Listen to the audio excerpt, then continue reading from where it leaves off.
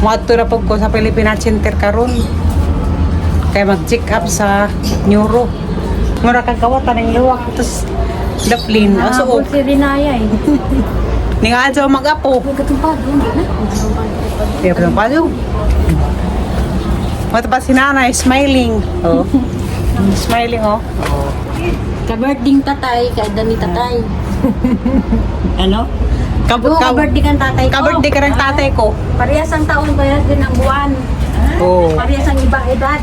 Para din malusog pa. Di ba 78 na kayo? Ha? 78? Yun na ito. Actually ito. Day basura lagi. Iyan. Huwag magkarga. Udto man nag-clinic sa neuro. Alas 2 mag-open. Maabot sa Bohol, alas 2. Ano ka ng mga neuro nga? Alas 2 man mag-open.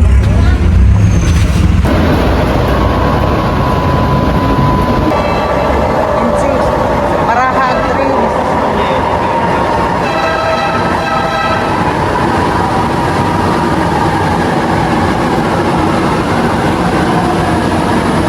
Pwede ka rin daw? O, gamay ra. Pagkain po natin ang mga lalabas, mag-ingat po sa pag-internet. Next station, Ortigas Station. Alas natin na. Nagtapong kita bang?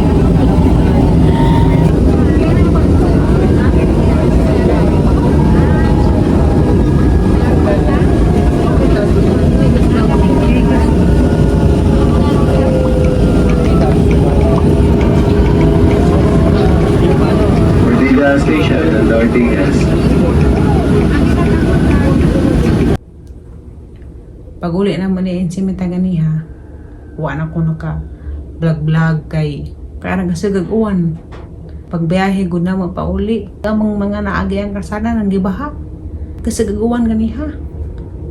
Gabi na may dare nakaabot sa bahay. Tapos Insimita natuog na. Ikapoy si Zelo ilaman. Ag check up na sa neuro ganiha. Ardugaza ko na check up. Alas 5 na kapin. Anda nga na yung pasyente nga mga na-stroke. Diha pa mo ko'y kuhaunan nga result sa ang laboratory gahapon. Si Insimita ray ang gipakuha. Salamat sa Ginoo kay okay ragahang resulta sa mga laboratory. Agahang INR nakatungtong ko sa 2.1. Iyan lang hang pura nga ugdi kuno ko makatungtong sa 2. Dugangan na pud og dosage. Salamat sa gano'n ka nakatungtong ragil. Huwag ka mga resulta sa ang laboratory. Di dyan nalimog na yung sakit. Maunang ka mo guys, ang pingi dyan ang ilong lawas. Kaya di lalimog na yung sakit. Grabe ganiha. Cardiot ako gi-check up. Agbaya 2,000. Ang cardio lagi, nasa Zaygi, repair nga, neurologist. Kaya wala ko itambaw nga, pinobarbital. Kaning pinobarbital kay aramanin ka estricto og paliton na kinahanglan man og duha ka kopya. Mao to nagpa-resita ko ganiha. Dadapi isa. Agang sa katambaw gidugangan ni za og dosage. Kuan ra ta to 250 mg 2 times a day. Karon gihimo na sa neuro og 500 mg 2 times a day. Hala, karabing taas naman yung dosage. Nangutara man siya og naato ba ko nung ko'y atake sa seizure. Mao to nga ang giingnan nga. O ano man dok, mild ra.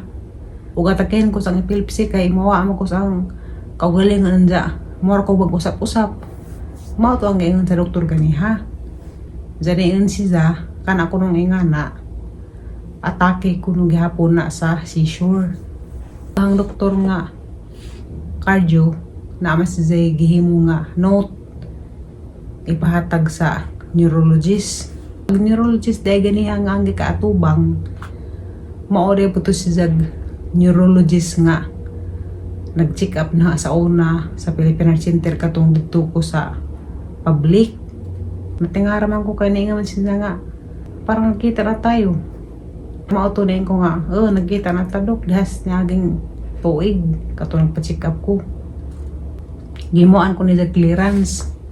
Aha pa nang ihatag sa ang cardiologist doktor. Kuya sa isang doktora. Kaya giisang giingon des ni Agi. Kadtong das 2022 man tingali to. Katong nga kog Filipino Center. Mao pa isang giingon karon. Agi isang giingon sa una, delikado ko og operahan. Kay posible nga ma-stroke, mag-seizure, convulsion. Basin ko no pod ug ahang ikamatay ag pagpa-opera. Mao pa na isang giingon sa una. Pag giingon na ni sa ganiha nga basin og mamatay ko, niingon sa kog I cancel in Jesus name. Gusto pa sa kog taas kang kinabuhi. Mao silang giingon. Kanang doktora sa una, mao pa din ang check up na ho. Nahadlok ko dani kay mao lagi ni isang giingon nga posible nga mahitabo inig operahan ako. Sige di sa balik dani sa una, nga nga na lagi umupa opera ko. Mao to nga nahadlok ko. Wa na lamang ko ning paradyon og opera. Kani mas siya nga ingana. Posible nga ma-stroke ka, mag-seizure convulsion, madili ko nagahang pagmata. Posible pagad kuno nga mamatay ko. Mao pa na yung ganyan sa una. Mao pa yung ganyan karon. Grabe na pa siyang doktoraha. Pero bisan og ingana yung istorya na mga negative, wa ko mahadlok. Di ko mo atras. Kaysa una kaning atras man ko. Ang naana sa una di lang kong pa-opera. Pas gahapon mamatay ra ingana. Wa ko na ni mahadlok sa isang giingon. Ahang gisalig sa Ginoo ang tanan. Kahibaw ko nga di ko pasagdan sa Ginoo. Kani sila doktor man ni. Di mo din sila makatag-an sa kinabuhi sa tao. Na ang galiiban nga taninga na ingana. Muingon nga agi mong kinabuhi. Isa na lamang kabuan. Sunod buwan patay na ka. Ingana. Maunang wa ko mahadlok ugon sa isang giingon. Kaya nisalig sa Ginoo ang tanan.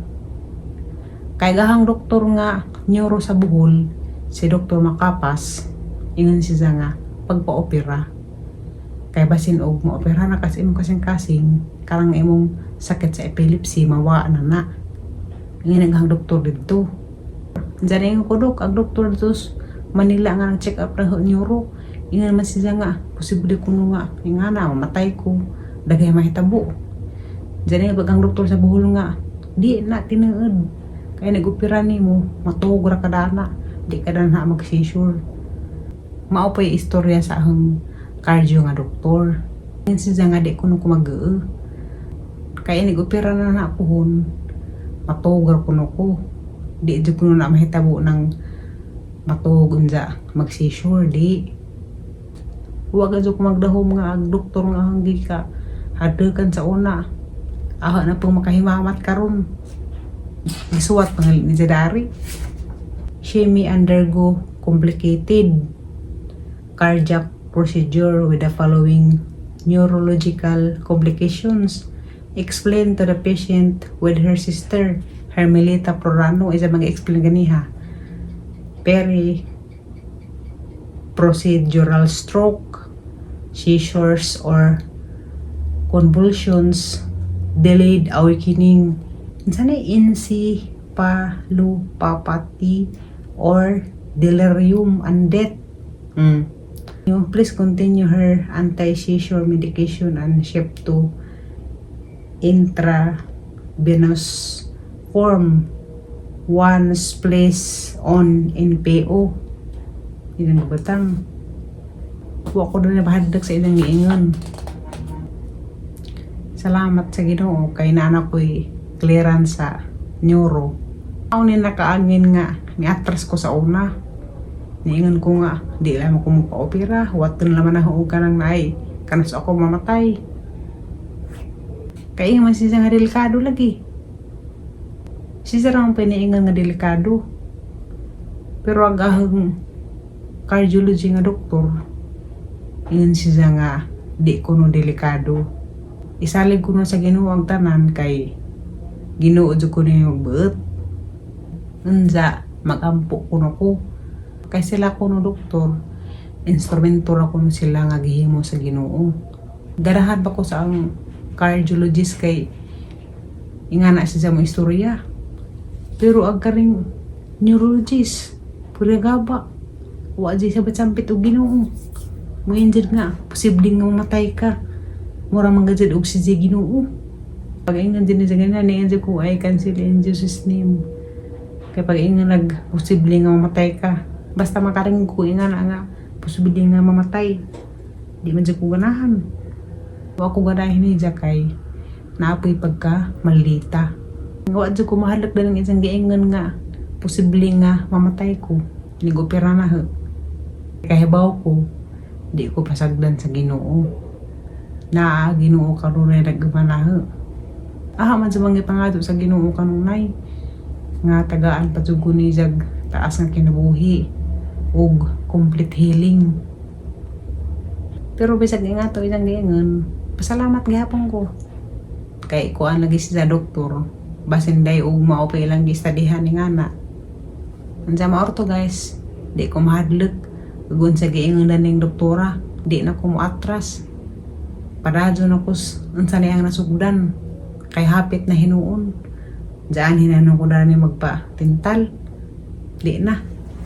Ang isalig sa Ginoo ang tanan. Kay si Daramay nakahibaw dyan sa ating kinabuhi. Kay Ginoo raman dyan nakahibaw sa ating kinabuhi. Huwag nakatagan sa ating kinabuhi o kanon sa ratatama na ning kalibutana. Ginoo ra dyan nakahibaw. Si Daray nakahibaw o kanon sa ratatama na ning kalibutana. Mao nang di tangay madlek. Kaya na ay Ginoo nagabanat ka kanunay. Maorto guys, magkita-kita na batason adlaw. Bye!